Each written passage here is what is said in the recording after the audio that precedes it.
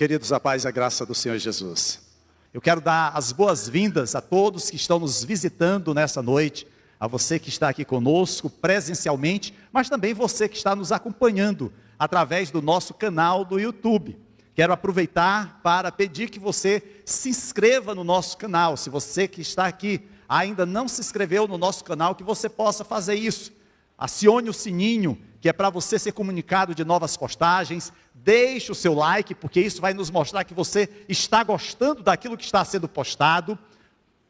Compartilhe essa mensagem e outras que tem no nosso canal. E claro, que você esteja sempre atento àquilo que Deus está realizando aqui na Igreja Cristã Gileade do José Walter. Queridos, hoje há muitos cristãos que lutam contra hábitos pecaminosos.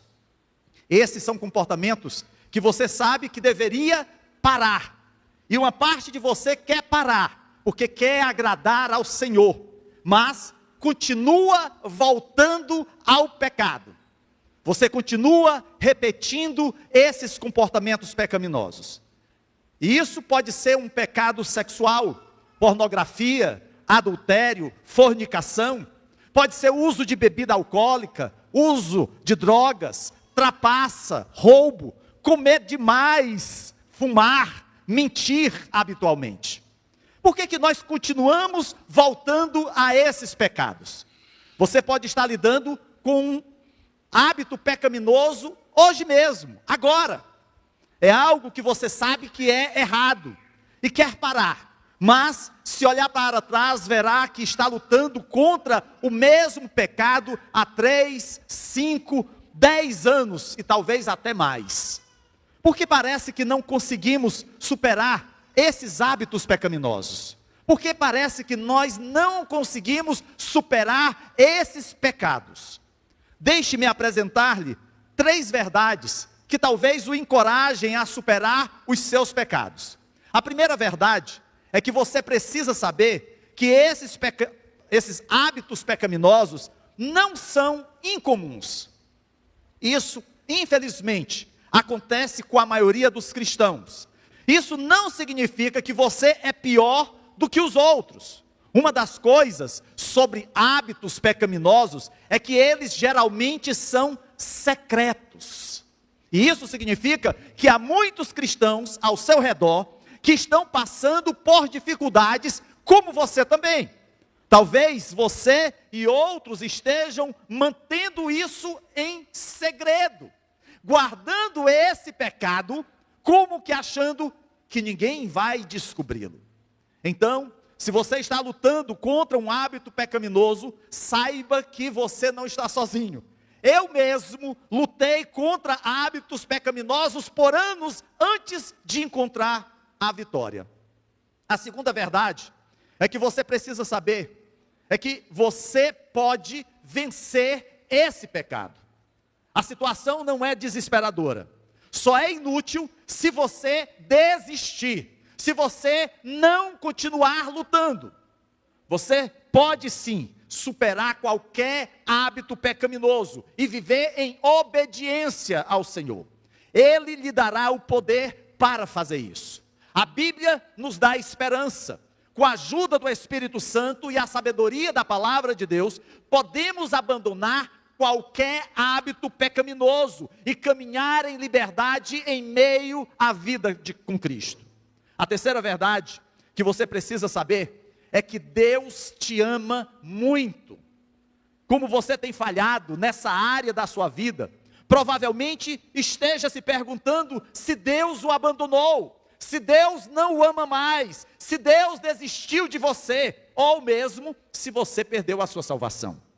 Nada disso é verdade. Não importa o que você tenha feito, Deus o ama. E Ele tem um lugar maravilhoso para o resto da sua vida. Mas, para aproveitar esse plano, você terá que deixar o pecado, esses hábitos pecaminosos para trás. Saiba que Deus o ama, a ama profundamente. Entretanto, a questão é, por que continuamos repetindo comportamentos pecaminosos que queremos parar, que queremos abandonar? Há 4 razões para continuarmos voltando a esses hábitos pecaminosos. E mesmo que você queira parar com eles, você acaba voltando ao pecado.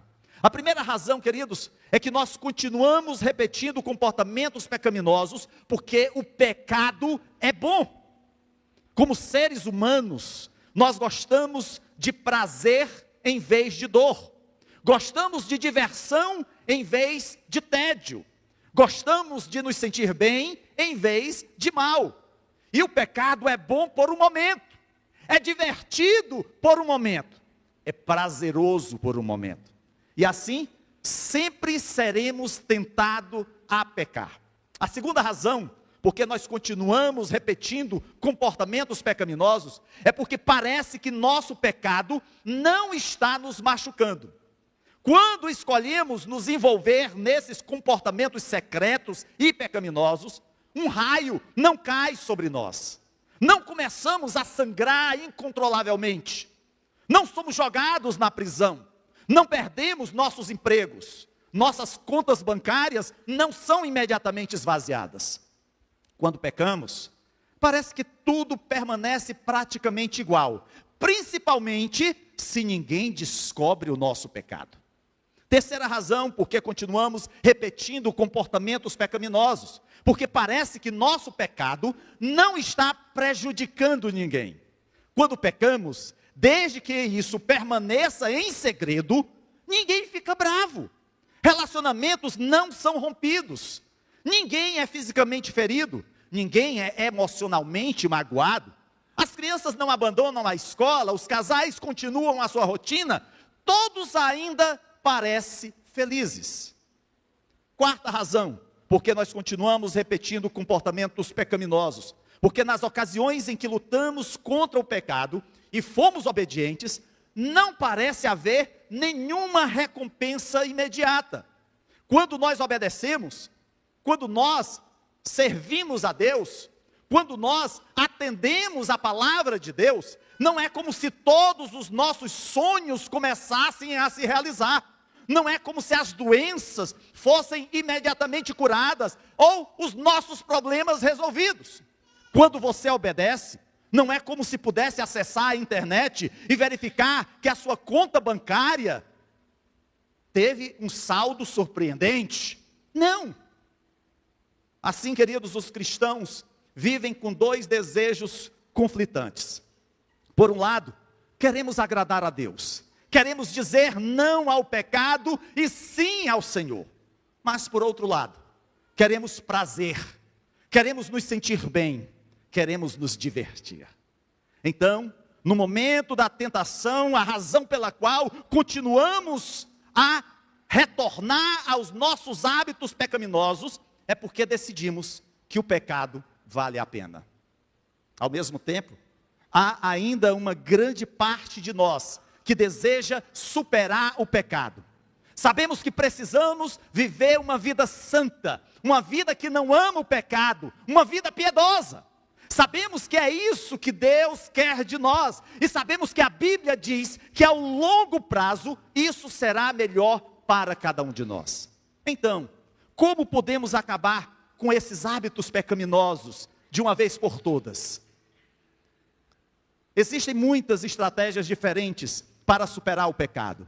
Talvez você já tenha lido vários livros sobre isso. Talvez você já tenha ouvido testemunhos de superação do pecado, de um vício, de uma escravidão. Há muito que poderia ser dito. Mas hoje, amados, eu quero trazer ao conhecimento de vocês um princípio que pode ser revolucionário para a sua vida. Esse princípio pode ser o que você precisava ouvir para finalmente se livrar desses velhos hábitos pecaminosos. Assim, eu quero convidá-lo a abrir a sua Bíblia na primeira carta de Pedro, no capítulo 2. Nós vamos ler um único versículo, que é o versículo 11. Diz assim, 1 Pedro, capítulo 2, versículo 11. Amados, insisto em que, como estrangeiros e peregrinos no mundo, vocês se abstenham dos desejos carnais que guerreiam contra a alma. Feche os seus olhos, vamos orar ao Senhor. Pai querido e amado, Deus Todo-Poderoso, Senhor, eu quero te louvar, te agradecer pelo privilégio de nessa noite nos encontrarmos reunidos no teu nome. Obrigado, meu Deus, por termos a tua palavra. Obrigado, Senhor, porque ela traz ensinamentos, ela traz orientação, ela traz exortação para nossas vidas. Agora, Pai, te pedimos que em nome de Jesus, tu nos fales, Senhor, segundo aquilo que tu queres para as nossas vidas, em o nome de Jesus Cristo. Amém. O título da nossa mensagem é: ou eu acabo com ele, ou ele acaba comigo. Queridos, essa é a nossa luta diária. A luta contra os desejos carnais, a luta contra o pecado. E aí, nós queremos analisar essa passagem, esse versículo de 1 Pedro, capítulo 2, verso 11. E a primeira coisa que nos chama a atenção é que Pedro chama os destinatários daquela carta de amados. E isso inclui os cristãos do primeiro século, também todas as gerações que os sucederam, chegando até nós em pleno século 21.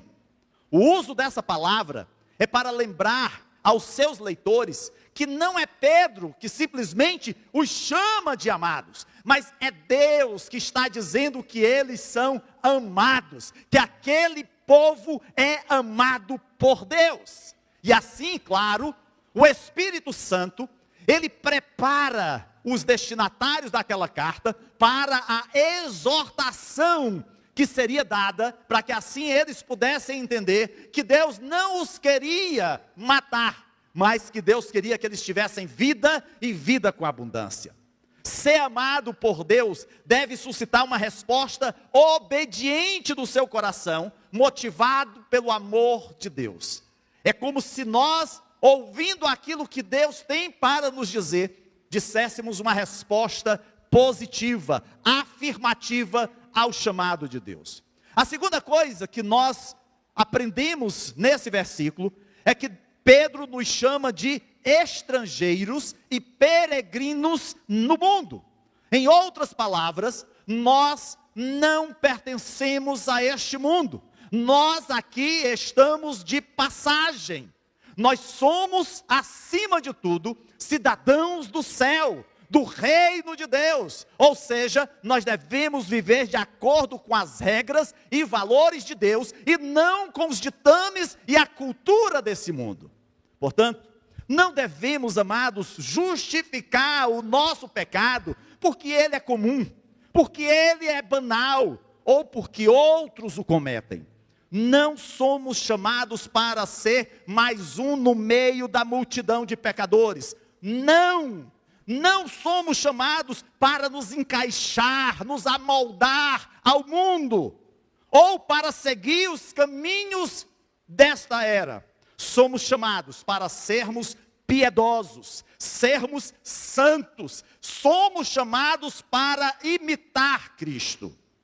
Em terceiro lugar, Pedro nos ordena que nos abstenhamos dos desejos carnais, pecaminosos. E aqui, o sentido de abster-se significa ficar longe, apartar-se, deixar de lado, afastar-se, ou seja, evitar que os desejos carnais nos dominem, maculando a santidade e a presença de Deus na nossa vida, no nosso relacionamento com Ele e no nosso bom testemunho com as pessoas que estão ao nosso redor. Ao nos distanciarmos dos desejos carnais, somos capazes de viver uma vida santa. Isso nos ajuda, queridos, a nos unir mais com Deus e nos ajuda a desenvolver uma vida cristã mais profunda, de maior intimidade com o Senhor e também com a sua igreja.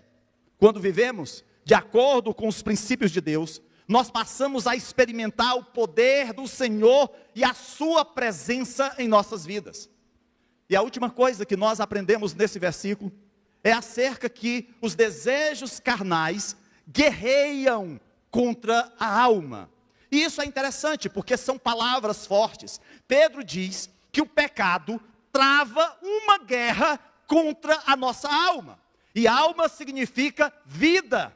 Daí a declaração que encontramos no livro de Salmos, lá no capítulo 1, no versículo 6 de Salmos, diz: o caminho dos ímpios leva à destruição. E no Salmos 32, versículo 10 diz: muitas são as dores dos ímpios. Esse é o retrato daquele que se deixa levar pelos desejos da carne. O pecado, queridos, trava uma guerra contra você. O pecado trava uma guerra contra a sua vida. E Pedro está nos dizendo que a razão pela qual precisamos nos abster do pecado, que precisamos abandonar nossos hábitos pecaminosos, é que o pecado é ruim para nós. O pecado nos fere, o pecado nos mata. Em outras palavras, Pedro não está dizendo que precisamos parar de pecar porque Deus disse isso, ou porque nós queremos agradar a Deus, ou para promover o reino de Deus, ou para amar melhor os outros. Não, Pedro está dizendo que precisamos nos abster do pecado, porque o pecado nos faz mal, o pecado nos machuca, o pecado nos mata. É por isso que o Senhor diz que o salário do pecado é a morte. Mas Pedro, amados, não diz apenas que o pecado é ruim para nós. O pecado trava uma guerra contra nós. Ele luta contra nós. E ao lutar e ao batalhar contra nossas vidas, o pecado causa danos graves. O pecado nos fere gravemente. O pecado é letal. O pecado é tóxico. O pecado é mortal. Pedro está dizendo que toda vez que pecamos, estamos atirando mísseis mortais, não contra o pecado, mas contra a nossa própria vida. Estamos nos colocando em grave perigo. Mais do que isso, estamos nos prejudicando. Pedro diz que quando você escolhe pecar, você escolhe se machucar gravemente. Imagina só, é como se você fechasse o seu punho e com todas as suas forças desse um murro no seu próprio rosto. Ele diz que o pecado, ele trava essa guerra contra a sua alma, contra a sua vida. O pecado é mortal. Pode parecer no momento, superficialmente, que o pecado é inofensivo, mas não é. Ele é mortal. Então, a solução para superar esse hábito pecaminoso, queridos, é mudar a sua mentalidade sobre o pecado. Você precisa olhar o pecado através das lentes das Escrituras, porque o que nós observamos na maioria das vezes é as pessoas olhando para o pecado através das lentes do mundo, através das lentes do diabo, através das lentes da carne. Porém, o mundo, o diabo e a carne são nossos inimigos, porque eles procuram nos destruir. Se você quiser vencer a batalha contra o pecado, terá que ter duas atitudes firmes para estar preparado para o combate. A primeira atitude, se você quiser vencer a batalha contra o pecado, você terá que exercer a fé. E é muita fé. Você vai ter que viver pela fé e não pela visão. E o que eu quero dizer é que mesmo que o pecado não pareça mortal, você terá que confiar nas Escrituras. Se você quiser derrotar o pecado, terá que acreditar no que a Bíblia diz, mesmo que você não entenda. E talvez em alguns momentos, mesmo que você não aceite. Você vai ter que acreditar, mesmo que o pecado não pareça mortal, ele é mortal, porque Deus disse isso. E Deus, querido, certamente é muito mais sábio do que você. Você precisa ter fé que Deus não está tentando te enganar. Deus não está brincando com você. Quando Deus diz não, Ele não está tentando estragar a sua diversão. Ah, mas é só um pouquinho. Ninguém está vendo. Somos só nós dois, na nossa intimidade, no nosso amor. Queridos, Deus não está tentando assustá-lo e levá-lo à submissão. É porque o pecado mata, o pecado fede, o pecado fere. É por isso que Deus nos exorta, nos alerta. Quando Deus diz não, Ele quer dizer: não se machuque, pois eu te amo. Não troque a minha intimidade por mais um gole de bebida, por mais um trago. Não faça isso. Quando Ele diz que o pecado é ruim para você, que você precisa se abster, então, por que não crer nele? A segunda atitude, amados: você terá que lutar contra os desejos da carne, contra o pecado, porque essa é uma luta que Deus colocou para cada um dos seus filhos. Mas permita-me dedicar um momento para tentar explicar o perigo do pecado. Deixe-me tentar responder a pergunta: o que há de tão ruim no pecado, se ele parece tão agradável? O pecado é ruim, queridos, porque nos separa de Deus. O pecado faz com que você se separe de Deus. O pecado coloca distância entre você e Deus. Você foi criado para uma amizade íntima com o Senhor, mas o pecado atrapalha isso. O pecado te afasta da presença de Deus, quebra a tua amizade com o Senhor. E isso é visto claramente na história de Adão e Eva. Antes de escolherem pecar, eles tinham comunhão íntima com Deus. Deus andava e conversava com eles no jardim do Éden. Mas depois que pecaram, eles foram separados de Deus. Deus ainda estava envolvido em suas vidas, mas a intimidade não existia mais. Queridos, eu tenho visto isso nos meus relacionamentos com as pessoas. Por exemplo, quando eu peco contra a minha esposa, isso nos distancia. E mesmo que a minha esposa e eu ainda estejamos na mesma cama, não nos sentimos próximos. Ainda estamos na mesma casa, dirigindo o mesmo carro, mas não nos sentimos próximos. Sentimos-nos a quilômetros de distância, porque o pecado mata a intimidade. E é isso que acontece, queridos, quando você peca contra Deus. O pecado separa você de Deus. Ele fere o seu relacionamento com Deus. Além disso, o pecado é ruim, porque rouba a nossa felicidade.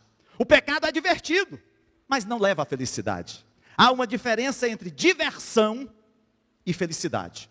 A diversão dura por um pouco, por um momento, mas a felicidade, ela é contínua. O pecado é divertido por um momento, mas quando a diversão acaba, o pecado rouba a sua alegria. O pecado pode gratificar, mas não satisfaz. Eu já passei por isso pessoalmente. Eu nunca me senti infeliz depois de ser obediente ao meu Deus, mas sempre me senti infeliz depois de ceder ao pecado. Eu nunca me arrependi de ter obedecido ao Senhor, mas sempre me arrependi do meu pecado. Depois que peco, sinto-me mal comigo mesmo. Meu Deus, como eu fiz isso? Como eu fiz isso novamente?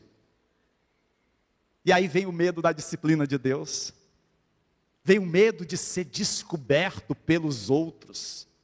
Mas também, amados, a razão pela qual o pecado rouba a nossa alegria é que a alegria é o resultado da intimidade com Deus. É por isso que o pecado rouba a nossa alegria, porque perdemos essa intimidade. O Salmo 16, verso 11 diz: na tua presença há grande alegria. Não é na presença do pecado, é na presença do Senhor. Mas quando você peca, o pecado o afasta de Deus. E assim o pecado rouba, mata a nossa felicidade. O pecado leva à tristeza, tão somente. Também, o pecado é ruim, porque sabota os nossos relacionamentos. Aqui está o que você precisa lembrar. A única razão pela qual o pecado parece inofensivo é porque ele é mantido em segredo. Mas se o seu segredo fosse revelado, se o seu pecado fosse conhecido, isso machucaria profundamente a sua esposa, os seus filhos, a sua família, os seus amigos, a igreja. Isso os envergonharia diante do que você realizou. Isso faria com que você perdesse a sua influência entre os seus amigos, entre a sua família, na igreja. Poderia fazer com que você perdesse até mesmo o emprego, o casamento e até levá-lo à prisão. Há uma história, amados, que ilustra muito bem essa realidade. Um dos netos do grande evangelista Billy Graham, o pastor William Graham, em 2009, tornou-se pastor sênior da igreja presbiteriana Coral Ridge, na Flórida, Estados Unidos. Uma das igrejas mais famosas daquele país. Rapidamente ele se tornou um dos pastores e autores cristãos mais conhecidos. Era convidado para dar palestra em todos os lugares. Era respeitado. Tinha uma família linda, mas tinha um pecado secreto, um pecado de estimação, um caso extraconjugal.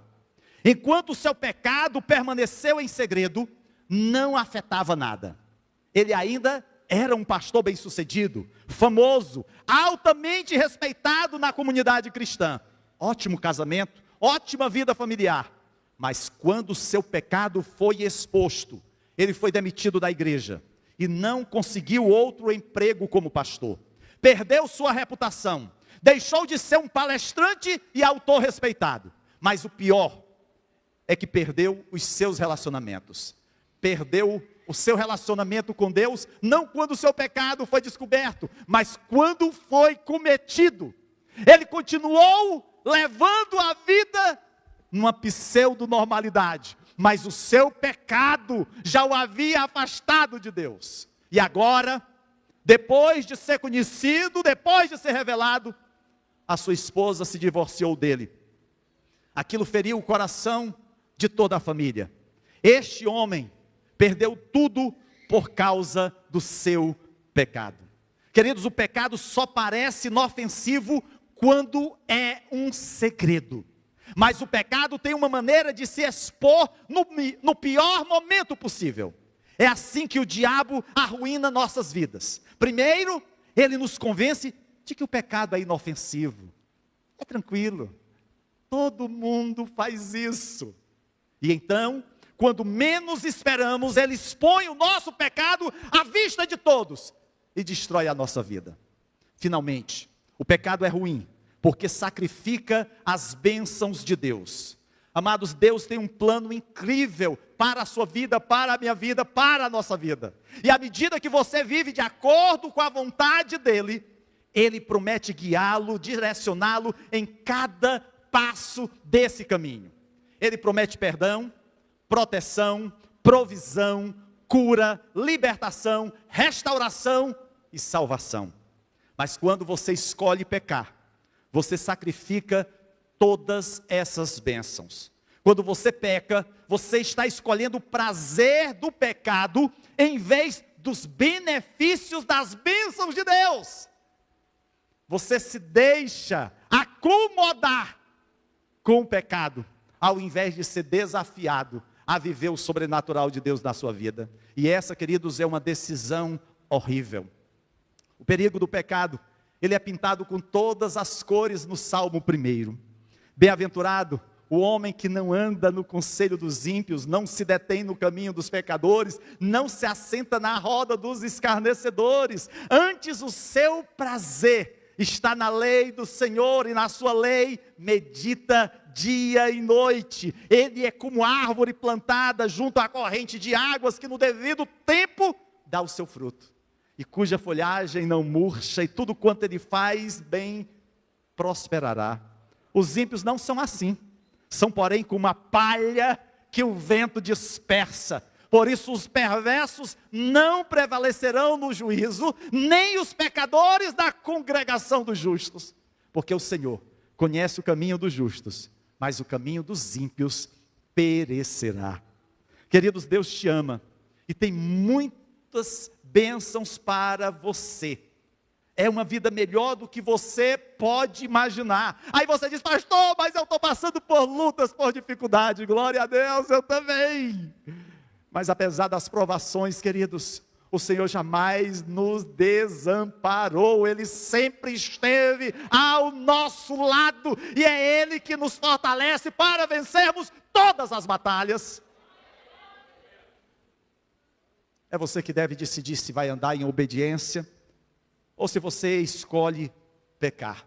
E quando você escolhe pecar, você perde, você sacrifica as bênçãos de Deus. E aí você pode dizer assim: pastor, eu olho para o meu passado, cometi tantos erros, tantos pecados, tantos hábitos pecaminosos. E aí, pastor, o que será de mim? Perdi todas as bênçãos do Senhor? Não. Você sacrificou, é bem verdade, muitas bênçãos de Deus por ter escolhido pecar. Eu mesmo fiz isso. Quantas bênçãos eu deixei de receber por conta do meu pecado. Porém, queridos, precisamos que esse sentimento nos leve ao arrependimento.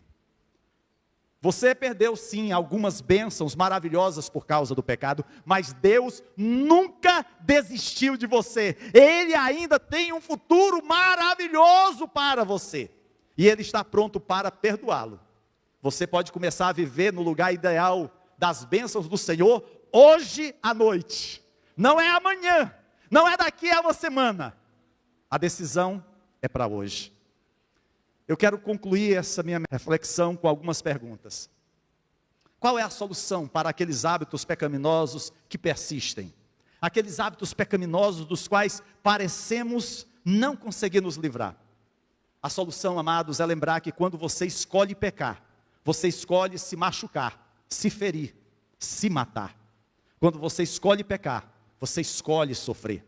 O pecado pode parecer inofensivo, mas na realidade ele é mais perigoso do que você jamais poderia imaginar.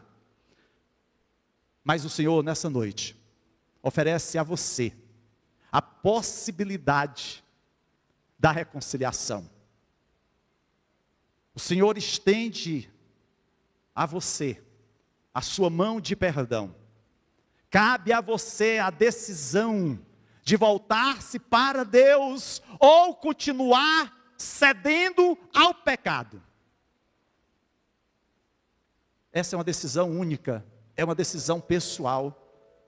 O pai não toma pelo filho, a esposa não toma pelo marido, o irmão não toma pelo outro. Essa é uma decisão pessoal. E Deus te convida nessa noite a tomar essa decisão.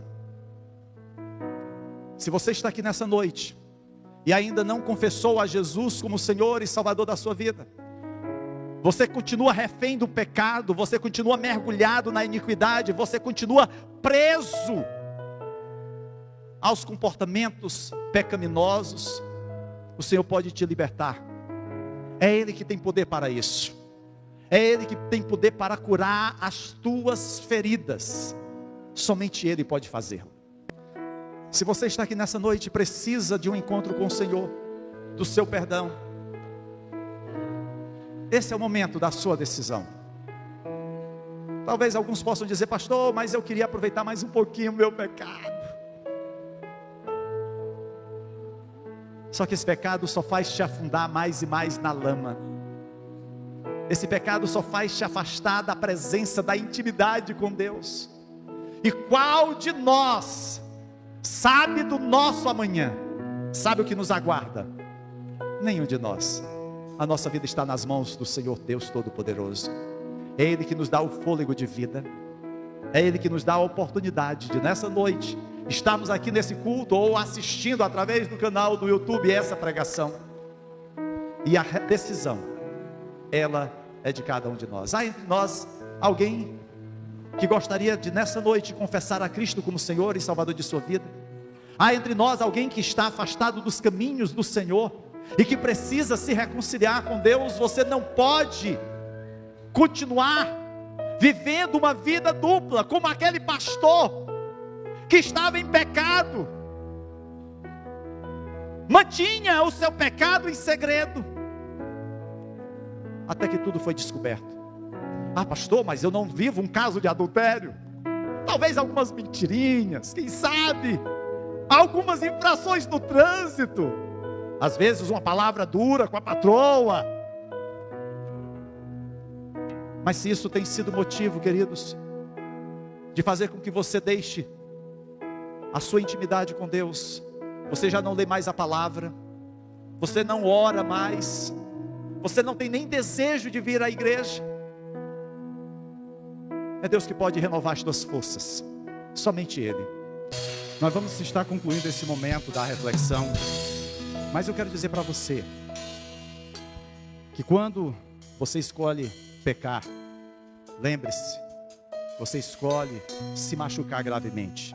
Então, que você possa meditar sempre nesse versículo de 1 Pedro, capítulo 2, verso 11. Que você possa memorizar a afirmação de quando você escolhe pecar, você está se machucando. Lembre-se dos pecados cometidos e peça perdão ao Senhor. Não os mantenha em segredo, não os alimente com suas justificativas, não os relativize, não minimize as suas consequências. Arrependa-se e volte-se para o Senhor. Que Deus em Cristo os abençoe, em nome de Jesus. Amém e amém.